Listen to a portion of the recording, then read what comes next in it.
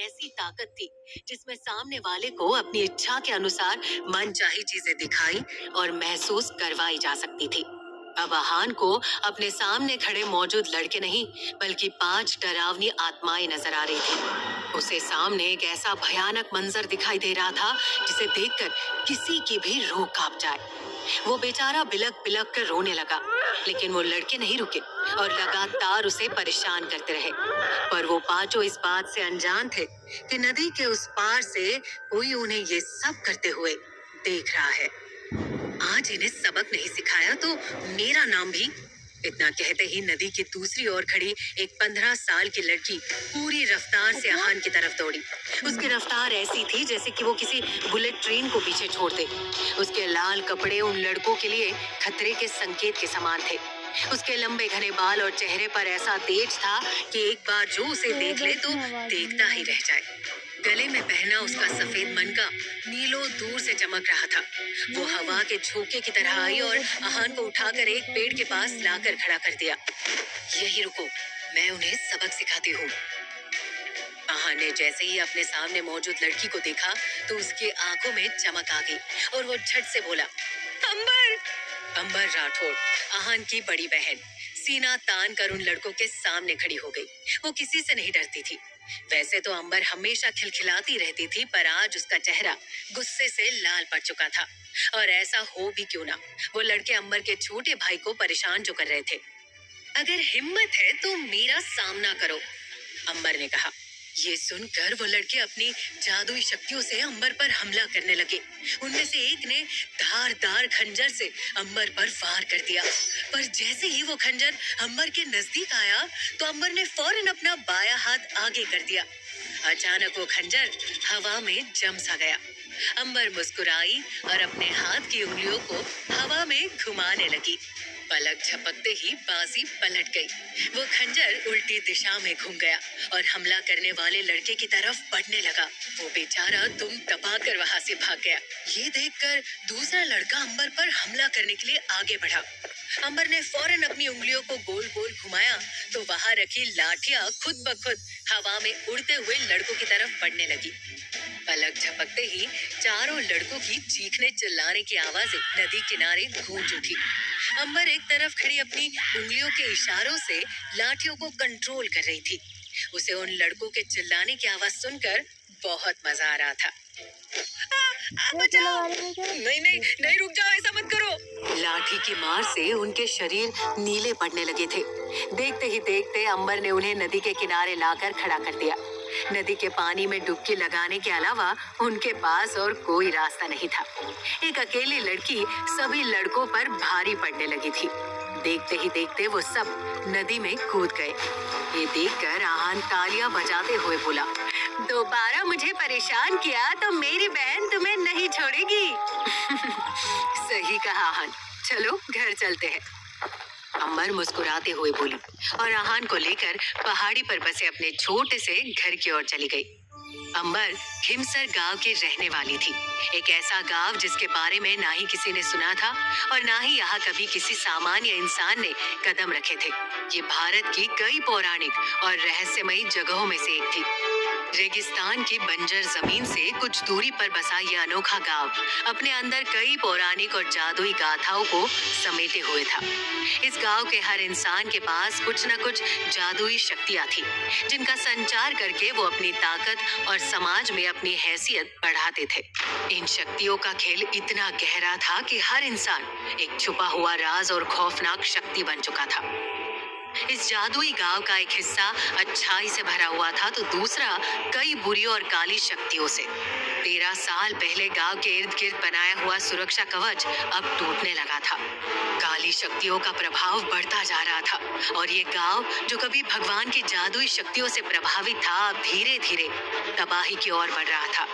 काली रातों की गहराई और रहस्यमयी आवाजें जो अब हर ओर गूंजने लगी थी, गांव को एक डरावने खौफ में जकड़ रही थी। हवा में सिहरन थी और हर कोने में मौत की साजिश का एहसास।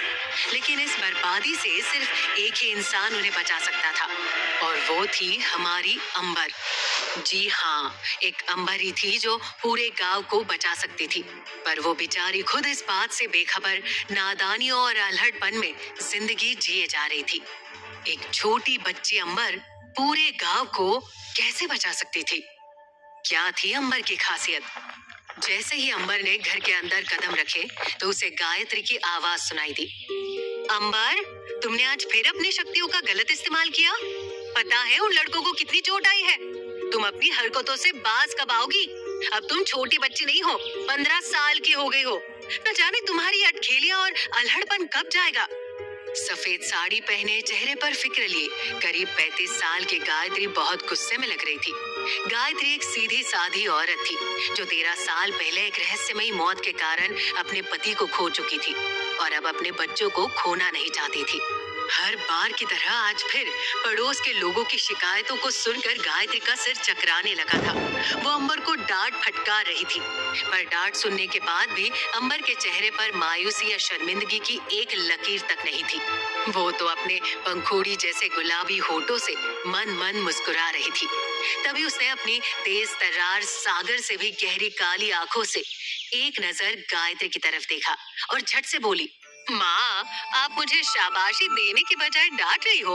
वो डरपोक लड़के मेरा मुकाबला नहीं कर सकते, इसलिए आप दोनों को परेशान करते हैं। मुझसे ये सब देखा नहीं जाता और मैंने किया ही क्या है? सिर्फ अपनी उंगलियों के इशारों से उन्हें नदी में धकेला था। वो जिंदा है, मर नहीं गए। क्या करूं मैं इस लड़की का? अंबर, तुम कब समझोगी कि तुम इन छोटी मोटी लड़ाइयों के लिए नहीं बनी हो? तुम्हारे जीवन का एक खास मकसद है बेटा। अचानक गायत्री ऊंची आवाज में बोली। कैसा मकसद माँ? अंबर झट से बोली। पर गायत्री ने बात पलटते हुए कहा, मैं जानती हूँ कि तुम्हारे पास कुछ खास शक्तियाँ हैं, पर इस तरह अपनी शक्तियों से किसी को चोट पहुँचाना ठीक नहीं है। मैं उन लड़कों को समझा दूंगी, पर वादा करो कि तुम अपनी ये नादानियां बंद कर दोगी।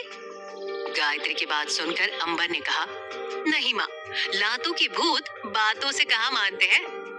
अंबर, आहान और मेरे पास तुम्हारे जैसी शक्तियां नहीं है। माना तुम हमें परेशानी में नहीं देख सकती, पर अब तुम्हें ये सब बंद करना होगा।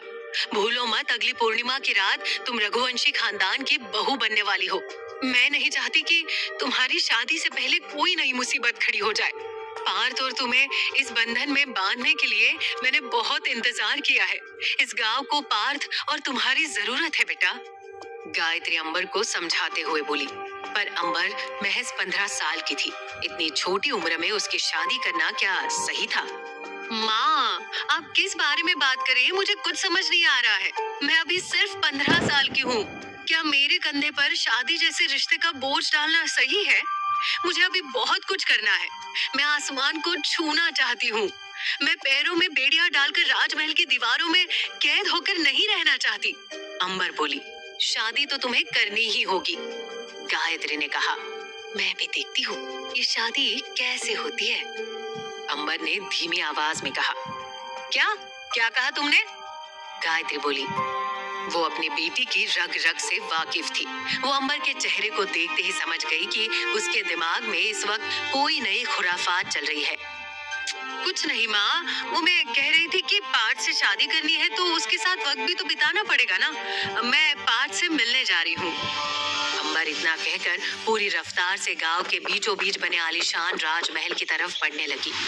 ये गांव का एक लौता महल था जो कि जमीन को छोड़कर हवा में तैर रहा था।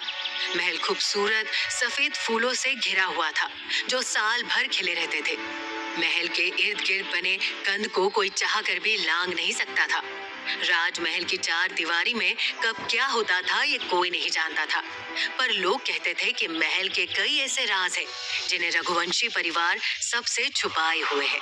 और लोगों का ये भी मानना था कि पूरे गांव में सिर्फ एक राजमहल ही है जो सबसे सुरक्षित जगह है। लेकिन इस राजमहल में कई खतरनाक राज दफन थे, जिनसे पर्दा उठाने का समय अब नजदीक आ रहा था। एक रहस्यमयी ताकत थी जो इस राजमहल पर अपनी हुकूमत जमाने की तैयारी में थी, और उसकी इच्छा थी कि अंबर और पार्थ का रिश्ता हमेशा के लिए टूट जाए। बहुत जल्द उस शक्ति का आगाज होने वाला था। अंबर रुक जाओ, कोई गलती मत करना वरना सब बर्बाद हो जाएगा। अंबर, ये कहते हुए गायत्री अंबर के पीछे पीछे भागने लगी। हाँ हाँ माँ, फिक्र मत करो, मैं कोई गलती नहीं करूंगी, अंबर खिलखिलाते हुए बोली, और सफेद फूलों के बगीचे के बीचों बीच दौड़ती हुई आगे बढ़ने लगी। अंबर के लंबे घने बाल हवा में लहरा रहे थे। उसके चेहरे पर इस वक्त एक खुराफाती सी मुस्कुराहट थी। ये लड़की भी ना रुक जा अंबर, गायत्री हाफते हुए बोली। वो अंबर की रफ्तार का मुकाबला नहीं कर सकती थी। अंबर कोई मामूली लड़की नहीं थी, वो खिमसर गांव की सबसे खूबसूरत और खास लड़की थी। अंबर रुको, तुम्हें मेरी कसम, गायत्री अपनी कमर पर हाथ रखते हुए बोली। वो अंबर को पलक झपकते ही आंखों के सामने से ओझल होता देख उदास हो गई। तो वही अंबर को महल की ऊंची दीवारों के नजदीक पहुंचने में ज्यादा वक्त नहीं लगा। अंबर, जल्द ही तुम्हारी शादी होने वाली है, तुम्हें एक राजकुमारी की तरह पेश आना चाहिए, ये सब तुम्हें शोभा नहीं देता। अंबर ने जैसे ही बगीचे के उस पार से आती हुई गायत्री की आवाज सुनी तो वो अपनी जगह पर खड़ी रह गई और किसी शेरनी की तरह दहाड़ते हुए बोली, मुझे शादी नहीं करनी। लेकिन क्यों? गायत्री ने आगे बढ़ते हुए कहा, क्योंकि मुझे उस पार्थ के इशारों पर नहीं नाचना, अंबर बोली। तभी गायत्री ऊंची आवाज में बोली, तुम्हें पार्थ के बारे में ऐसा नहीं कहना चाहिए, चाहे जो भी हो मैं उससे शादी नहीं करूंगी, और मैं भी देखती हूँ कि वो मुझसे शादी कैसे करता है। इतना कहकर अचानक अंबर ने अपना दाया पैर जमीन पर मारा और पलक झपकते ही राजमहल की ऊंची दीवारों को लांग कर दूसरी ओर पहुंच गई। बेचारी गायत्री को कुछ कहने और समझने का मौका ही नहीं मिल पाया। पूरे गांव में एक अंबर ही थी जो इस तरह राजमहल में अपनी मन मर्जी के मुताबिक जा सकती थी। अंबर अपने सामने मौजूद 18 साल के पार्थ को तलवारबाजी करता देख पेड़ के पीछे छुप गई। पार्थ नामी पृथ्वीराज रघुवंशी का एक लौता बेटा था।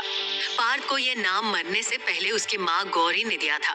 वो चाहती थी कि उसका बेटा कभी अपने लक्ष्य से ना चुके, और पार्थ भी अपनी माँ की आखिरी इच्छा को पूरा करने के लिए दिन रात मेहनत करता था। वो छोटी उम्र से ही हथियार चलाने में माहिर हो चुका था। उसके पास खास शक्तियों के साथ साथ रुतबा और ताकत भी थी। पार्थ अपनी तलवार चलाते हुए सैनिकों के साथ तलवारबाजी के दाव पेच सीख रहा था। उसे तलवारबाजी करता देख कुछ पल के लिए तो अंबर भी हैरान रह गई थी। उसने आज से पहले किसी को भी इतनी फुर्ती के साथ तलवारबाजी करते हुए नहीं देखा था।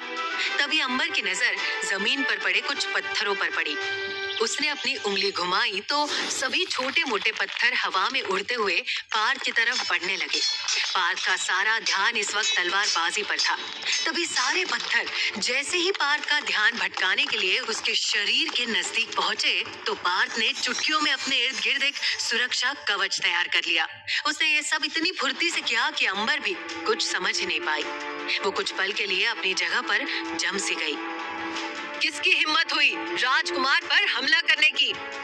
अचानक एक सैनिक ने इधर उधर देखते हुए कहा। सब लोग फौरन चौकन्ना हो गए। जहां एक तरफ सभी हमलावर को ढूंढ रहे थे तो वही पार्थ की नजर पेड़ के पीछे छुपी अंबर पर टिकी हुई थी। जैसे ही अंबर को एहसास हुआ तो वो फौरन वहां से भाग गई। क्या वो अंबर थी? होने वाली राजकुमारी को ये सब करना शोभा नहीं देता, एक सैनिक ने कहा। तभी पार्थ धीमी आवाज में बोला, यहाँ जो कुछ भी हुआ उसके बारे में कोई किसी से कुछ नहीं कहेगा। इतना कहकर पार्थ दोबारा तलवारबाजी पर ध्यान देने लगा। जाते जाते अंबर ने पार्थ की बात सुन ली थी, पर वो समझ नहीं पाई कि उसकी इस हरकत पर पार्थ ने नाराजगी क्यों नहीं जताई। उसने अंबर को पकड़कर सजा क्यों नहीं दिलवाई और शादी तोड़ने का फैसला क्यों नहीं किया। दूसरी तरफ जैसे ही अंबर ने घर की दहलीज के अंदर कदम रखे, तो गायत्री हाथ में एक मोटा सा डंडा लिए बोली, सच सच बताओ, आज तुमने क्या किया है? कुछ नहीं माँ, बस मैं तो पार्थ से मिलने गई थी। वो तलवार बाजी कर रहा था, तो मैंने अपनी शक्तियों से उसका ध्यान भटकाने के लिए उस पर वहां पड़े पत्थरों से हमला कर दिया, पर अफसोस वो बच गया। मानना पड़ेगा पार्थ को। अंबर लापरवाही से बोली, क्या कहा तुमने? तुमने पार्थ पर हमला किया? तुम दोनों की शादी होने वाली है और तुम। इससे आगे की गायत्री कुछ कह पाती, अचानक अंबर किसी ज्वालामुखी की तरफ फूट पड़ी और बोली, शादी शादी शादी, गांव में और भी तो लड़कियां हैं जिनके पास खास शक्तियां हैं, तो फिर रघुवंशी परिवार ने मुझे ही क्यों चुना? आखिर मैं ही क्यों माँ? अंबर की बात सुनकर गायत्री चुप हो गई। अंबर पिछले कुछ दिनों में गायत्री से कई बार ये सवाल पूछ चुकी थी, लेकिन आज तक गायत्री ने अंबर के सवाल का जवाब नहीं दिया था। मैं जानती हूँ, हर बार की तरह आप इस बार भी मेरी बात का जवाब नहीं दोगी। अंबर ने आंखों में नमी लाते हुए कहा। वो अपने छोटे भाई और माँ को छोड़कर कहीं जाना नहीं चाहती थी। वो पहले ही अपने पिता को खो चुकी थी। उसके पिता की मौत आज भी एक रहस्य बनी हुई थी, जिसका सच सिर्फ गायत्री जानती थी। न जाने गायत्री ने अंबर से और कितनी बातें छुपाई थी। अंबर खुले आसमान में किसी पंछी की तरह उड़ना चाहती थी। उसे पिंजरे में कैद होना कतई मंजूर नहीं था। वो मायूस थी और अपनी माँ से नाराज भी। अंबर ने अपने आंसू पोंछे और गुस्से में तिलस्म विद्यालय के पीछे मौजूद जादुई जंगल की काली पहाड़ी की तरफ जाने लगी। अंबर, इतनी रात को बाहर मत जाओ, बाहर खतरा है बेटा, गायत्री ने कहा। पर अंबर ने उसकी एक ना सुनी। अंबर अक्सर दुखी होने पर काली पहाड़ी की चोटी पर बैठी खुले आसमान को निहारती और खुद से बातें करती थी। आज भी वो यही करने वाली थी। अंबर अभी कुछ दूरी पर पहुंची थी कि तभी उसे गायत्री और आहान के चिल्लाने की आवाज सुनाई दी। उसने मुड़कर देखा कि हजारों छोटे छोटे जहरीले सांप जमीन पर रेंगते हुए उसके घर की ओर बढ़ रहे थे। उनकी संख्या लाखों में थी और उनमें नागासुर की खतरनाक शक्तियां समाहित थी। अंधेरे में भी अंबर अपनी चमकती हुई आंखों से उन काले सांपों को आसानी से देख पा रही थी। अगर उनमें से किसी एक ने भी गायत्री या आहान को डस लिया तो मौके पर ही उनकी मौत हो जाएगी। ये सांप जरूर काली घाटी से आए हैं, मुझे इन्हें रोकना होगा। अंबर इतना कहते ही घर की तरफ भागी। तभी उसने देखा कि एक लंबा चौड़ा सांप गायत्री को डसने ही वाला है। माँ! अंबर चिल्लाई, पर खतरा सिर्फ गायत्री और आहान पर ही नहीं मंडरा रहा था। अंबर भी खतरे में थी। सांपों ने उनके घर को चारों तरफ से घेर लिया था। तभी अंबर ने देखा कि एक बड़ा सा सांप फन फैलाए उसकी ओर ही बढ़ रहा है। अंबर फंस चुकी थी। वो अपनी जान बचाएगी या गायत्री की? न जाने अब आगे क्या होगा। कैसे बचाएगी अंबर अपने परिवार को? क्यों इतनी छोटी उम्र में उसकी शादी करवाई जा रही थी? आखिर अंबर को ही क्यों चुना गया था? गायत्री अंबर से कौन से राज छुपाए हुए थी? ऐसी कौन सी काली शक्तियां थी जो पूरे गांव को नष्ट